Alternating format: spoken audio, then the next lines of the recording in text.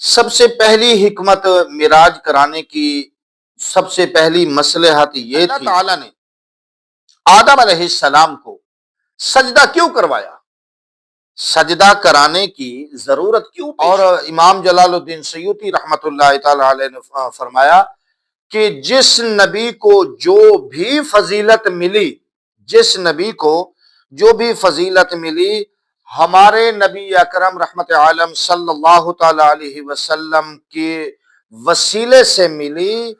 نحمدہ ونصلی ونسلم علی رسولہ الکریم، اما بعد فاعوذ باللہ من الشیطان الرجیم، بسم اللہ الرحمن الرحیم۔ سبحان الذی اسری بعبدہ لیلا من المسجد الحرام الی المسجد الاقصی الذی بارکنا حولہ لنریہ من آیاتنا انہ هو السمیع البصیر، صدق اللہ مولانا العظیم۔ تمام تعریفیں اللہ رب العالمین کے لیے اور تمام قسم کی نعت، تمام قسم کے درود السلام آقائے دو جہاں، امام المرسلین، قائد المرسلین، سید المرسلین، احمد مجتبی حضور محمد مصطفیٰ صلی اللہ تعالی علیہ وسلم کی ذات مبارکہ کے لیے۔ عزیزان گرامی، ماہ رجب المرجب کا مہینہ چل رہا ہے۔ اس مہینے کی فضیلت کیا ہے، اس مہینے کے روزوں کے بارے میں، اس مہینے کے اندر جو نمازیں، نوافل، دعائیں، استغفار کیا جاتا ہے، اس کی ساری فضیلتیں ہم عرض کر چکے ہیں۔ آج ہم سرکار دو عالم صلی اللہ تعالی علیہ وسلم کی معراج کا ذکر کریں گے، معراج کے بارے میں چند ضروری باتیں عرض کریں گے۔ تو یہ بھی آپ ذہن میں رکھیں کہ اس مہینے کی 13 تاریخ کو یعنی 13 رجب المرجب حضرت مولا شیر خدا، مولا کائنات علی المرتضی شیر خدا حیدر کرار کرم اللہ تعالی وجہ الکریم کا یوم ولادت بھی ہے۔ تو ہم انشاءاللہ اسی سلسلے میں حضرت مولا علی کا ذکر بھی کریں گے۔ تو ہمارا فوکس جو ہوگا وہ زیادہ تر معراج النبی صلی اللہ تعالی علیہ وسلم پر رہے گا۔ تو آپ تمام مسلمان بہن بھائیوں سے گزارش ہے کہ آپ اس ویڈیو کو ضرور سنیں اور تمام ویڈیو کو ضرور سنیں۔ اس میں معراج النبی صلی اللہ تعالی علیہ وسلم کے بارے میں انشاءاللہ ہم وہ باتیں عرض کریں گے جو آج تک آپ نے نہیں سنی ہوں گی یا آپ تک معلومات نہیں پہنچی ہوگی۔ انشاءاللہ ہم وہ ساری باتیں عرض کریں گے جو معراج النبی صلی اللہ تعالی علیہ وسلم کے متعلق ہیں۔ تو سب سے پہلی بات یہ ہے کہ معراج کا مطلب کیا ہے، اور دوسری بات یہ ہے کہ معراج کیوں کرائی گئی، اور معراج کرانے کے اندر حکمتیں کیا تھی، مصلحتیں کیا تھی، اور اللہ تعالیٰ نے یہ معراج کس طرح اپنے محبوب صلی اللہ تعالی علیہ وسلم کو عطا فرمائی۔ تو انشاءاللہ ہم یہ پوری ڈیٹیل سے عرض کریں گے کہ اللہ تعالیٰ نے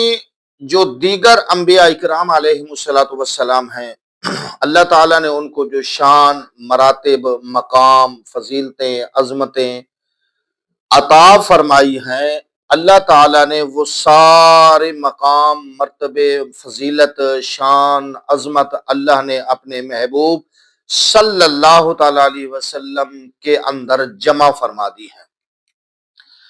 اور جو معجزات تھے جو انبیاء کو، کسی کو 7 معجزات ملے، کسی کو 13 ملے، کسی کے پاس 25 ہیں، کسی کے پاس 50 ہیں،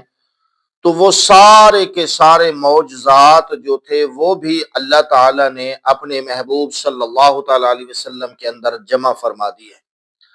اور اللہ تعالیٰ نے جو اپنے انبیاء کرام علیہ السلام کو جو علم عطا فرمایا، ان تمام انبیاء کا علم بھی اللہ نے اپنے محبوب صلی اللہ علیہ وسلم کے اندر جمع فرما دیا۔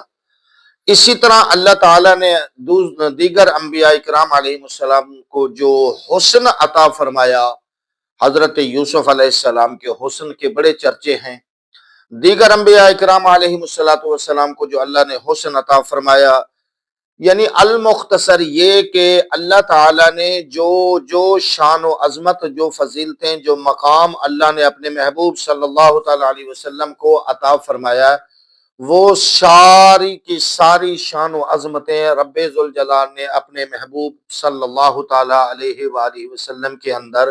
جمع فرما دی ہیں۔ اسی بات کے مطابق قاضی ایاز رحمت اللہ تعالی علیہ متوفی سن 544 ہجری فرماتے ہیں کہ اللہ تعالیٰ نے تمام انبیاء اکرام علیہم السلام میں سے جس کو بھی جو فضیلت عطا فرمائی وہ تمام کی تمام فضیلتیں اللہ تعالیٰ نے نبی اکرم رحمت عالم صلی اللہ تعالیٰ علیہ وسلم کے اندر اللہ نے جمع فرما دی ہے۔ اور اسی طرح حضرت امام جلال الدین سیوطی رحمت اللہ تعالی علیہ متوفی سن 911 ہجری آپ فرماتے ہیں کہ اللہ تعالی نے جس نبی کو بھی جو فضیلت عطا فرمائی ہے اللہ تعالی نے وہ ساری فضیلتیں آپ صلی اللہ تعالی علیہ وسلم کے اندر اللہ نے جمع فرمایا اور فرمایا اللہ تعالی نے وہ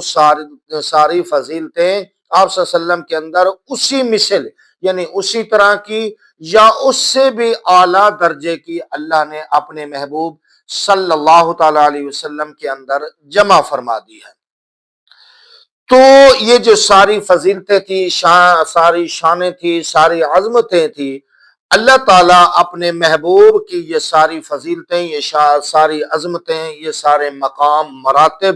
اللہ تعالیٰ تمام انبیاء کرام علیہ السلام اور ساری کائنات کو دکھانے کا ارادہ فرمایا تو اللہ نے اپنے محبوب صلی اللہ تعالی علیہ وسلم کو سفر معراج پر بلایا، معراج عطا فرمائی، آپ کو مسجد حرام سے مسجد اقصیٰ تک، پھر آسمانوں سے اوپر سدرۃ المنتہا تک، پھر سدرۃ المنتہا سے اللہ تعالیٰ نے اپنے محبوب کو لا مکان تک بلایا۔ تو یہ ساری فضیلتیں، مقام، شان و عظمت اللہ اپنے محبوب کی دکھانا چاہتا تھا تو اللہ نے اپنے محبوب کو معراج عطا فرمائی۔ یہ معراج کرانے کی پہلی حکمت ہے۔ سامعین محترم، اللہ تعالیٰ نے جو انبیاء اکرام علیہم السلام کو شان و عظمت عطا فرمائی ہیں اس میں سے ہم ایک جھلک پیش کرتے ہیں۔ ہم حضرت آدم علیہ السلام کا ذکر مبارک کرتے ہیں۔ جب حضرت آدم علیہ السلام کا ذکر مبارک آپ سنیں گے تو آپ صلی اللہ تعالی علیہ وسلم کے شان و عظمت اور مقام کا آپ کو پتہ چلے گا، اور حضرت آدم علیہ السلام کا بھی شان و مقام کا آپ کو پتہ چلے گا۔ اللہ تعالیٰ نے حضرت آدم علیہ السلام کو پیدا فرمایا، پیدا فرمانے کے بعد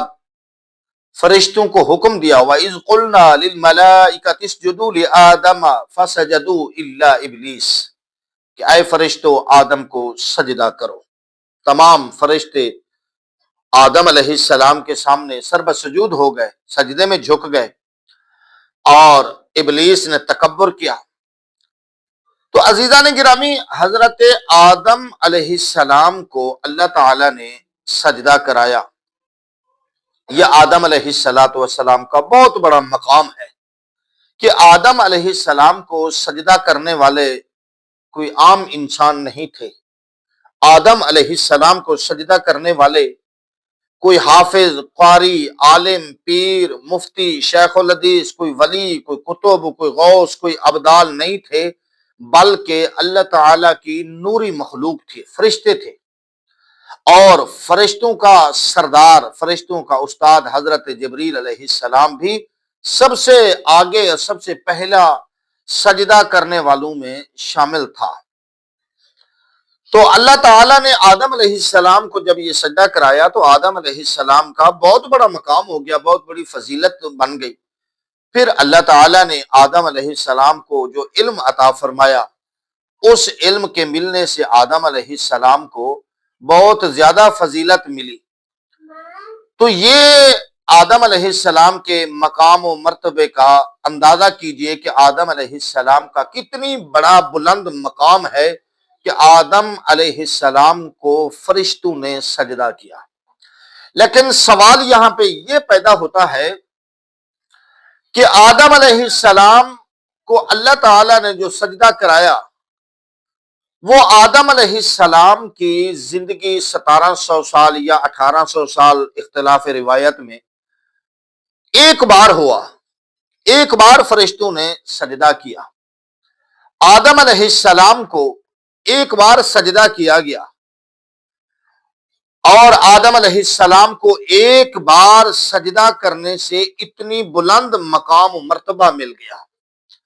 تو اللہ تعالی نے اپنے محبوب صلی اللہ تعالی علیہ وسلم کو آدم علیہ السلام کی مثل یا اس سے بھی اعلیٰ جو مقام عطا فرمایا وہ کیا تھا؟ آدم علیہ السلام کا مقام و مرتبہ آپ نے سن لیا، اب ذرا نبی پاک صلی اللہ تعالی علیہ وسلم کے مقام مرتبہ کو بھی ملاحظہ کیجئے کہ اللہ تعالیٰ نے قرآن مجید کے اندر ارشاد فرمایا ان اللہ وملائکتہ یصلون علی النبی یا ایہا الذین آمنوا صلوا علیہ وسلموا تسلیما، فرمایا بے شک میں اللہ اور میرے ملائکہ یصلون علی النبی اپنے نبی پر درود پڑھتے ہیں، یا ایہا الذین آمنوا اے ایمان والو صلو تم بھی درود پڑھو، وسلمو اور سلام بھی پڑھو، وتسلیما اور خوب کثرت سے پڑھو۔ سامعین محترم، بات ذرا غور سے سننے والی ہے کہ اللہ تعالیٰ نے آدم علیہ السلام کو سجدہ کروایا، آدم علیہ السلام کے مقام و مرتبہ کو بلند فرمایا، اللہ تعالیٰ نے اپنے محبوب صلی اللہ تعالی علیہ وسلم کے بارے میں درود کے بارے میں حکم فرمایا۔ اللہ تعالیٰ نے جب آدم علیہ السلام کے سجدہ کا حکم فرمایا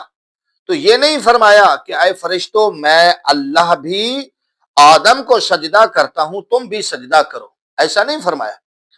لیکن جب اپنے محبوب صلی اللہ تعالی علیہ وسلم کے درود و سلام کی باری آئی تو فرمایا فرشتوں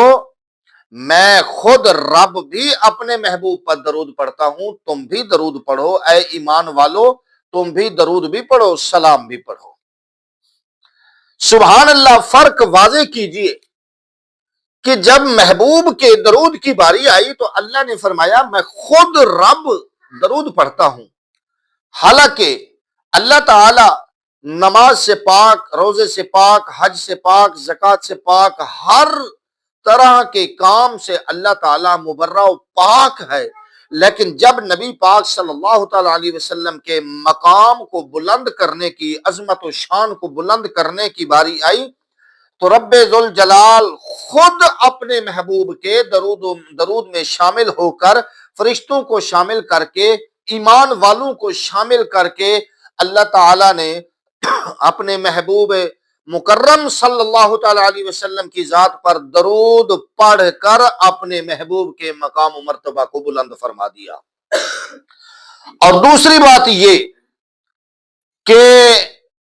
اللہ تعالی نے آدم علیہ السلام کو سجدہ صرف ایک بار کرایا، فرشتوں کو حکم فرمایا فرشتوں سجدہ کرو، فرشتوں نے 1700 سال یا 1800 سال میں آدم علیہ السلام کو صرف ایک بار سجدہ کیا، لیکن جب محبوب پاک صلی اللہ تعالی علیہ وسلم کی شان و عظمت کی باری آئی تو اللہ تعالی نے اپنے محبوب صلی اللہ تعالی علیہ وآلہ وبارکہ وسلم کی ذات مبارکہ پر اللہ تعالی نے صرف ایک بار حکم نہیں دیا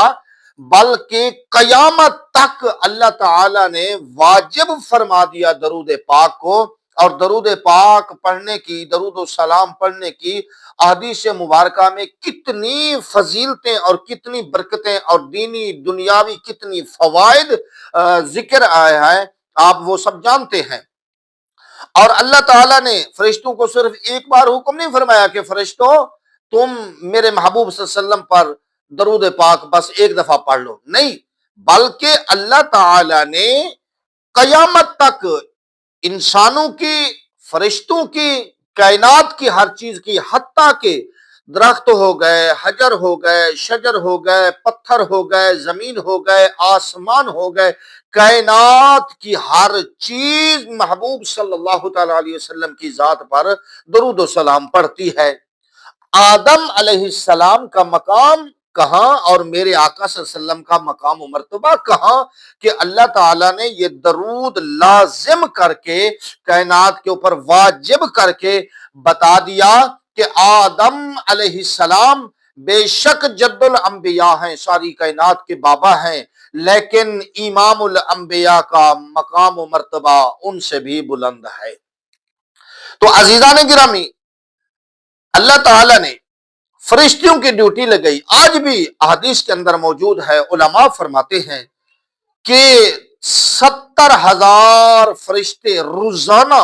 میرے آقا صلی اللہ تعالی علیہ وسلم کے گنبد خضرا پر آتے ہیں، آپ صلی اللہ علیہ وسلم کی مزار پر انوار پر آتے ہیں، آپ صلی اللہ علیہ وسلم کی ذات پر درود و سلام پڑھتے ہیں، پھر چلے جاتے ہیں۔ پھر جو ایک بار فرشتہ درود و سلام پڑھ کر آتا ہے اس کو قیامت تک دوبارہ اس کی باری نہیں آئے گی، اللہ تعالیٰ اس جماعت کے جانے کے بعد دوسری جماعت کو بھیج دیتا ہے۔ یہ ہر روز کا عمل ہے کہ آپ صلی اللہ علیہ وسلم کی ذات پر 70,000 فرشتے روزانہ درود و سلام پڑھتے ہیں۔